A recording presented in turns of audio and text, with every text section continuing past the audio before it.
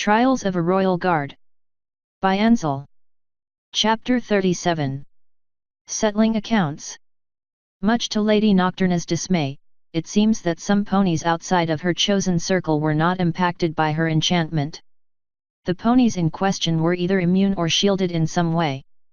That is less than ideal, but with magic of this nature that was always a risk. It is a miracle that it worked at all.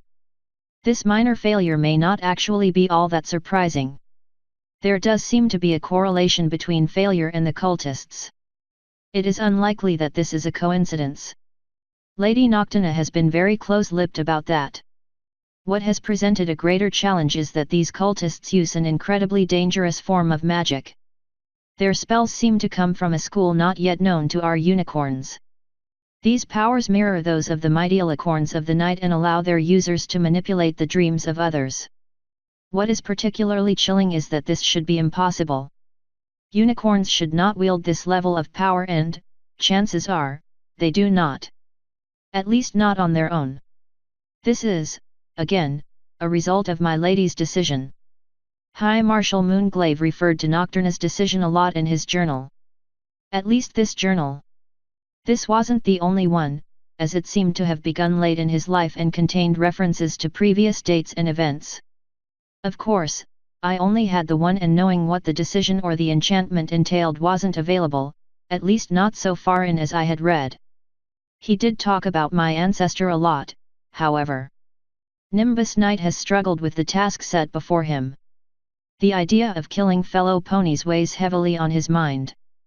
He's made great success in tracking down many of the cultists, but has yet to engage them. I can see he is strategizing. He wants to save them, but I am not optimistic that that is a realistic option. These ponies hate Lady Nocturna. They hate Princess Azulka. They hate in general, and hate is not becoming of ponies.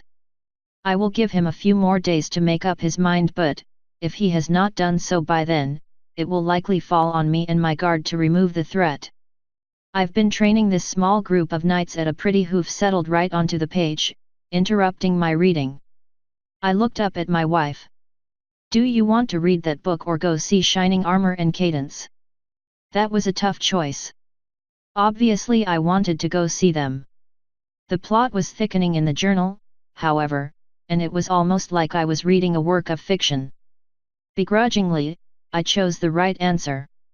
I'd like to see my friends. Well, then put that down. It will be here when we get back and we're already running late. Put your uniform on or don't, but we need to get going, sweetie. With an indignant tip of my nose, I set the journal aside and stood. Put my uniform on or not? How silly. Of course I'd wear my uniform. We were going to the palace. What was I, a rock farmer? With practiced ease, I dressed myself, straightened up my medals, and was back out and ready to go in a few minutes. Crystal was ready, too, and looked like her usual, beautiful self. She never overdid it. Just a little makeup here and an appropriate accessory there. The small treat tonight was that she was wearing her earrings from Glimmer World. It made me feel warm inside thinking about it. The two of us waiting in line forever, Crystal falling asleep, and us ultimately buying more pairs than she thought we would. Every mare had been Twitter-pated to get them. Shall we go, wife? She smiled. Yes, we shall, husband. We trotted to the palace together, hoof in hoof. Life was actually starting to return to normal.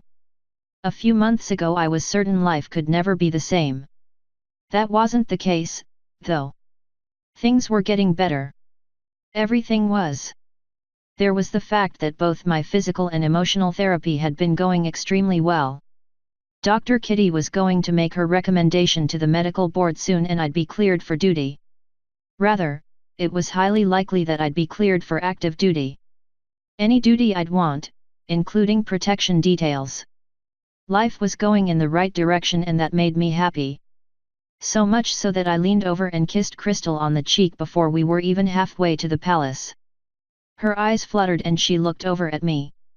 And what was that for? Life is good. I'm grateful you waited for me.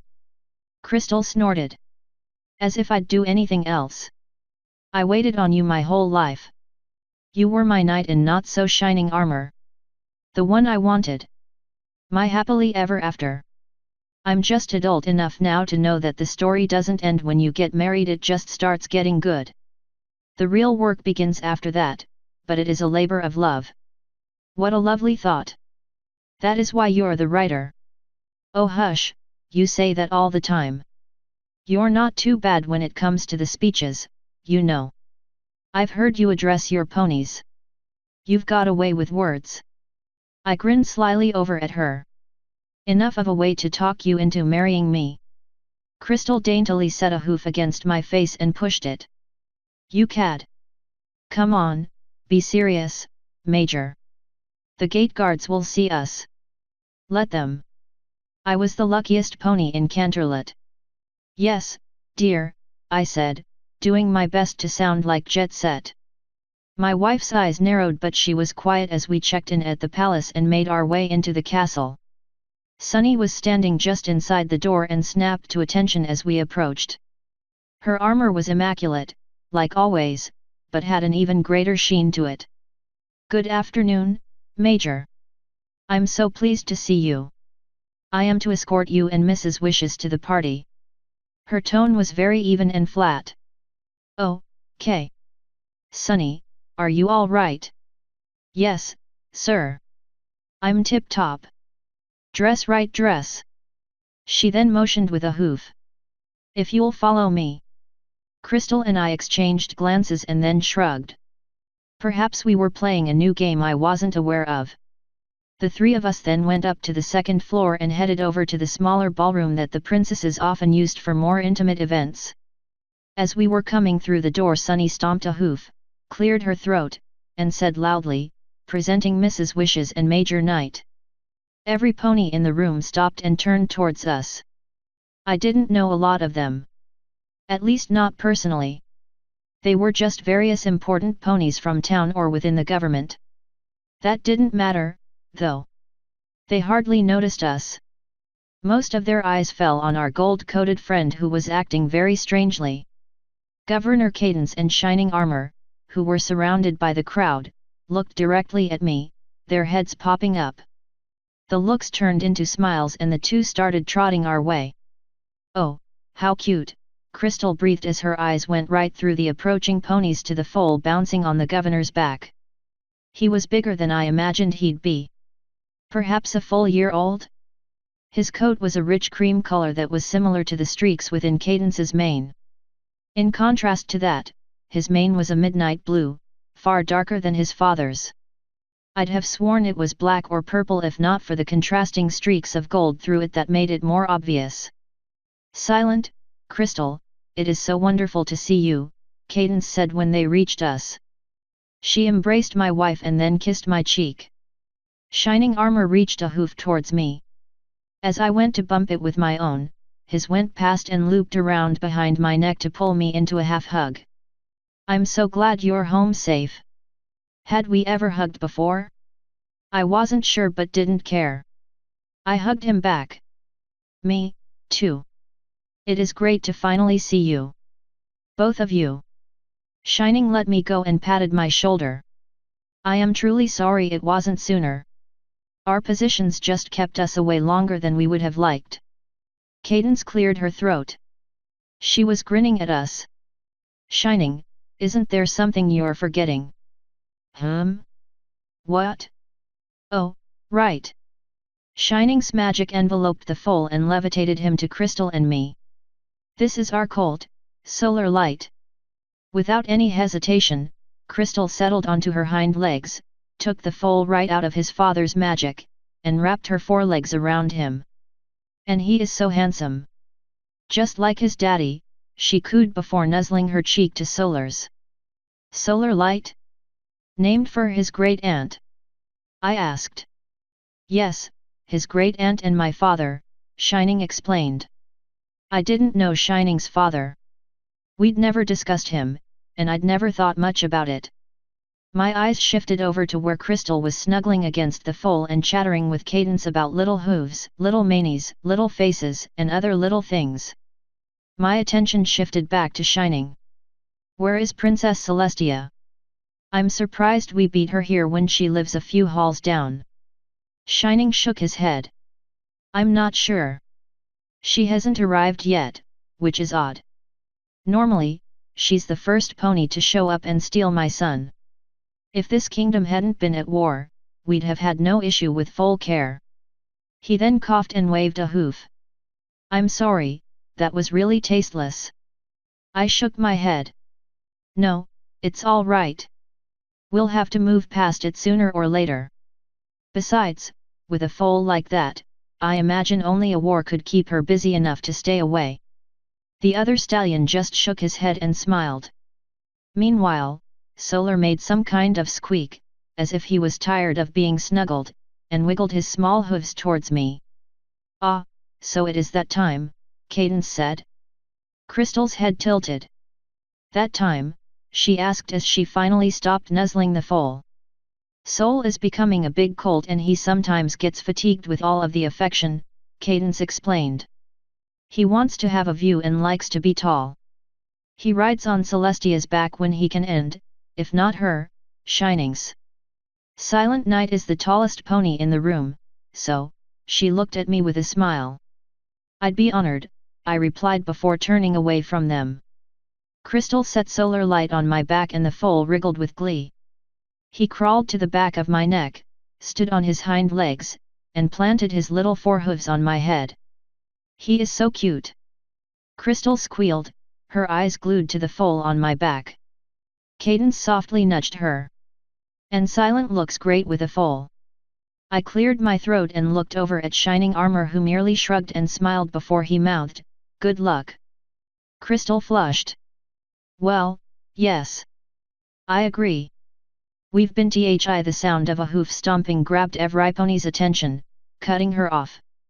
Sunny called, her voice raised again, presenting, Princess Luna. We all looked to the door as Princess Luna trotted through and nodded curiously at Sunny. All of the ponies in the room bowed politely. I did the same, but extremely carefully as I didn't want solar light to topple off me. Despite the crowd and their clear interest in the princess, she came directly to us. The hugs for Shining, Cadence, and Crystal came swift and lovingly. Mine was delayed as Princess Luna dropped her head to be at my eye level before nosing my cheek affectionately. Silent Night. You look good with a foal on your back. It is a shame I know better. With that shock of blue mane and cream coat, I'd almost imagine this one belonged to you and Crystal. Thank you, Princess, I stammered. And how are you, little stallion? She asked. I am well. Actually, better than well. My medical review is coming soon and I anticipate returning to full duty. We've been helping a lot of ponies and that is rewarding. Princess Luna grinned brightly. Her hoof reached out and I presented my cheek for petting. To my slight embarrassment, it went right by to stroke solar light. Lucky colt. You are sleeping better? Your dreams are peaceful. Peaceful was a fact. I couldn't even remember my last nightmare. Eagerly, I nodded. Oh yes. Without a doubt. Then my mind wandered briefly to what I'd read earlier. Along those lines, I'd like to have a chat with you and the matron later though. Regarding dreams. If Luna could view Hammer's dreams, I could rest easy. If not, well, an investigation was in order. Princess Luna softly brushed her hoof along my short-cropped, tall mane, admiring it. Yes, of course. Come by anytime. She then turned to Shining Armor and Cadence. And hello, you two. I see you've loaned out your foal to some pony other than my sister. Cadence giggled and shrugged. First come, first served. Where is Celestia, anyway? I'm afraid I don't have the foggiest of ideas. I haven't seen her since breakfast this morning. She'd said something about settling an account. As if on cue, Sunny stomped her hoof, cleared her throat, and said loudly, Ladies and gentle ponies, fillies and colts, it is my esteemed pleasure to present Princess Celestia and her date, Miss Azurite. All eyes turned to the door once again as the princess trotted in proudly. Confusion played on the faces of every pony there, mine included. Azurite was riding on Princess Celestia's back, carefully holding onto her mane. To say that Azurite's face was lit with more joy than the sun is bright on the longest day of summer would have been an understatement. Her apparent glee bordered on the insane. With a confidence that only Princess Celestia could muster, she strode into the room as if she didn't have an adult mare on her back. Her head tilted down towards Sunny. "Thank you, Captain." As we all bowed, Sunny did so far lower. She threw her right forehoof out while tucking the left back in a formal genuflection. Celestia smiled. Crystal wishes, silent night, cadence, and shining armor all back together again. This couldn't be any nicer. Oh wait, I was wrong, it could. Hello, little solution. The foal lit up and squeaked happily as he clapped his forelegs against my head. Any enjoyment of my back was far inferior to the attention of Princess Celestia. As the pure white alicorn reached us, Azurite peered down at me from her perch. She tipped her nose, looked down it, and said, "Major Knight, the tables have turned. Who is the tallest pony now?" Princess Celestia looked back at her apparent date and said, "Be nice, Azu, with great height comes great responsibility." The tiny blue mare flatted against the princess's back, as if bowing, and whispered, "Yes, ma'am." "I'm sorry." Had every pony gone crazy? None of this was making any sense. At least until something fired in my brain that put it all together. It was all lining up. This was the result of the bet. I looked over at Sunny and grinned. She was being me. Well, at least an exaggerated approximation of me. Around that time, the weight on my back, however small it was, disappeared as the foal was wrapped in alicorn magic and floated away. And who is my great-nephew? Who is? Solar Light just wiggled all the more and reached out for the princess. That's right. You are. Come, sit next to Azurite. She likes foals, too. As the foal landed on Princess Celestia's back, I couldn't help but feel warm inside. This is how things used to be. A bit crazy, but that was normal for the palace. Shining Armor put a hoof around me and said, "Well, now that you're no longer a beast of burden, why don't we take a walk and catch up a little bit?" "Yes, sir," I replied. We trotted away from the mares and out into the hallway. Shining Armor just chuckled softly. "Yes, sir," he repeated in a crude imitation of my voice. "Yes, sir." Silent. I realize you're in uniform, but I'm not, and this isn't an official function. Surely you've gotten past this in all of these years. Work is work and home is home. This is home. I shrugged. Consider it a reminder of my extreme respect for you. And you're still a brigadier, even off duty. He patted me on the shoulder again. You're going technical on me again, but fair enough. I'll take it in the spirit by which it is meant. Now tell me, how are you doing? You look great. To be honest, I was worried you wouldn't. No offense. I've just seen what a lot of the ponies that came back look like. None taken. If you'd seen me right when I arrived, your opinion might be different. Thankfully, I have good friends and family to take care of me. As well as a few nutty helpers. Things have been going well. Almost too well, I guess. We have a house now. That is neat. I am starting to feel even more like an adult, and that is odd. Crystal is doing her own thing above and beyond what she used to. She runs the foundation and all that other stuff. Still, she finds time for me every day and is spending a lot of effort getting our house just right. Shining Armor chuckled. So she's nesting. It won't be long before you have a foal of your own riding on your back. I'm not so sure. Crystal has so much going on. Idly, I mentioned all of her roles a second time. Keep lying to yourself, Silent. Shining said with a grin. He waved a hoof. Anyway, I know you've been busy with this light duty you've got going on, if you could call it that. With the medical review coming up and you're likely passing it, I want to know, what is the next move for your career? My ears shot up. He brought me out here to catch up, teased me about my mare, and now we're suddenly talking about work? I haven't thought much about it.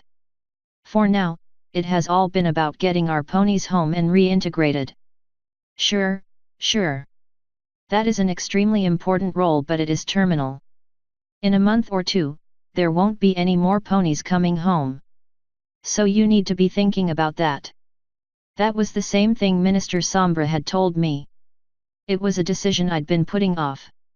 I was happy doing what I was doing, and focusing on the future was not ideal. When I didn't respond immediately, Shining pushed on, I take it there isn't much hope in you returning to the Crystal Empire. Especially with a nest.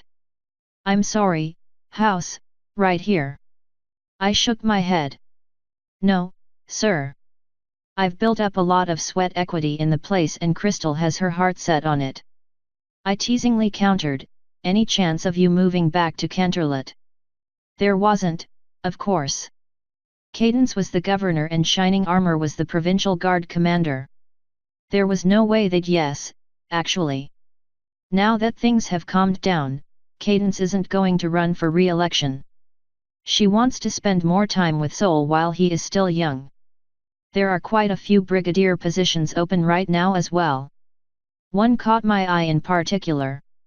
Central Command is looking for a new commander of the Readiness, Training, and Recruitment Command. Oh! That would be amazing. You'd make an excellent RTR commander. He smiled. Thank you. With that in mind, this is quite a different command than I'm used to, and not all of my staff will be transitioning with me. Many are going to remain with the Crystal Empire City Guard. You see, I'm going to need ponies local to Canterlot and familiar with Scent Commander. I could use you on my team when this all happens. I think you, of all ponies, would be excellent for, say, my Chief of Staff. Chief of Staff? The Chief of his staff? The Chief of Staff for the Commander of CENTCOM RTR? That is extremely generous. I'm not sure what I've done to earn that offer. Why am I not shocked you still have this attitude? Your service for the whole time you were under my command was excellent. Yes, I understand that things went a bit off course with Princess Luna's black operation, but it doesn't surprise me you went along with it. That was also years ago, and your service in the war was exemplary. You showed yourself to be a compassionate commander and tactical expert. You could get letters of recommendation from General Ironhoof, Brigadier Hammer, and a host of colonels. You don't think you deserve the job based on that? My nose wrinkled. There it was. Right in the middle. My greatest shame. My head shook. I couldn't accept. Not based on those things. Shining Armor's head tilted. What do you mean? That is quite a resume, Silent. It rivals my own. It did, but he'd never run his own black operation and then let some pony else take the blame for it. No, if he was going to offer me any job ever again, he'd know the truth. I took a deep breath.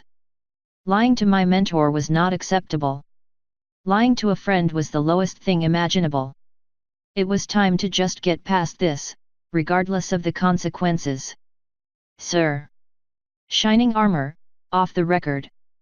Just you to me, can you set aside the rank for a minute? I don't have a helmet to take off. His ear quirked after I used his name. Sure. Of course. The black operation was me. Just me under the influence of some bad factors and being encouraged by a pony that had an agenda. It was still me, though. The princesses chose to cover for me and Princess Luna took responsibility since it would be believable that I'd do anything and everything she asked, but she never ordered it. She didn't even know about it. I gave the order and you need to know that. I can't allow you to make decisions based on false information. Misleading every pony once haunts me. I worked hard every day to make that right. I'd rather tell you the truth, lose your respect and possibly my job, then lie again. Shining Armor blinked a few times and just stared at me. There it was. I'd finally told him. I should have been afraid, perhaps even a bit worried. When it came to my job, I wasn't. I just didn't want to lose a friend. Finally, he smiled and lightly rapped me on the side of the head with a hoof. I know. What? What he'd said was far more shocking than the mock blow. Come on, do you really think Princess Celestia, Princess Luna, and my own wife could keep a secret like that from me? Or that I'd even believe that one of the princesses would order that kind of mission? Cadence folded like a house of cards under the minimal scrutiny. The princesses begged me to keep it to myself. Luna even ordered it. Sheepishly. My blood ran cold. He'd known for so long and I'd never said anything. I'd been avoiding him and the subject for a while, too. The war made that convenient. Really, why was I surprised? Crystal told me everything. Absolutely everything. And the story was unbelievable if you truly knew the princesses. I just shook my head no. No, I didn't think they could keep that secret. I just wanted to make sure you were still the same honorable pony you used to be. I'm sorry for tricking you, but I'm glad you passed the test. The silent knight I'd want to hire would never be able to accept the job if he knew I'd offered it based on a lie. Sir, why didn't you update my file? He snorted.